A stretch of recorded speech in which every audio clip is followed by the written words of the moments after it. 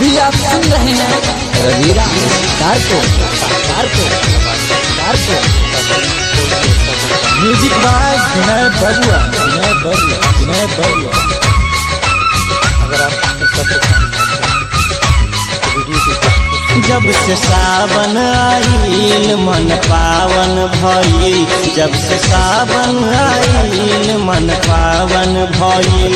रोज अखिया करे इंतजार हो, कब अइबू तू मैया हमरा घरे हो, कब अइबू तू मैया हमरा घरे हो। म्यूजिक बाय विनय बरुआ।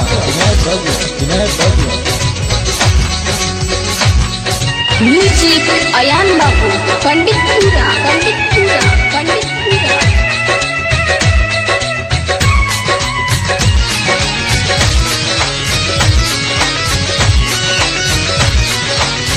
करिले पूजा हम मन में बास हो, कहियो तो दर्शन देबू होई विश्वास हो। ए माई करिले पूजा हम मन में बास हो, कहियो तो दर्शन देबू होई विश्वास हो। रूप गम के लमाई सारी चमके लमाई, रूप गम के लमाई सारी चमके लमाई।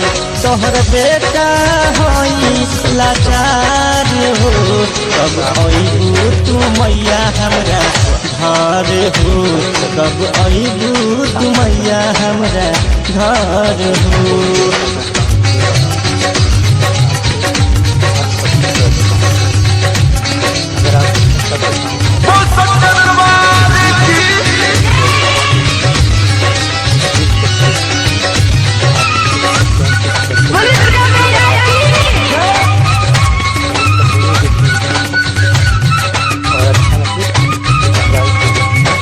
रवीरा के संगे अभिया करेला पुराना, डीजे चंदेसरा पे बाजेला भजना।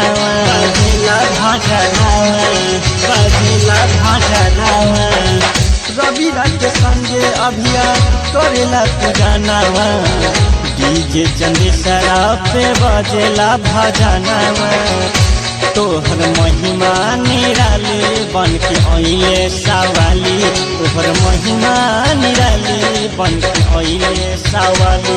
भक्त करे तोहरे पुकार हो, कब अइबू तू मैया हमरा घरे हो, कब अइबू तू मैया हमरा घरे हो। जब से सावन आइल मन पावन भइल, जब से सावन आइल मन पावन भइल। रोज अखिया करे इंतजार हो, कब अइबू तू मैया हमरा घरे हो, कब अइबू तू मैया हमरा घरे हो। जब से सावन आइल मन पावन भइल, जब से सावन आइल मन पावन भइल। रोज अखिया करे इंतजार हो, कब अइबू तू मैया हमरा घरे हो, कब अइबू तू मैया हमरा घरे हो।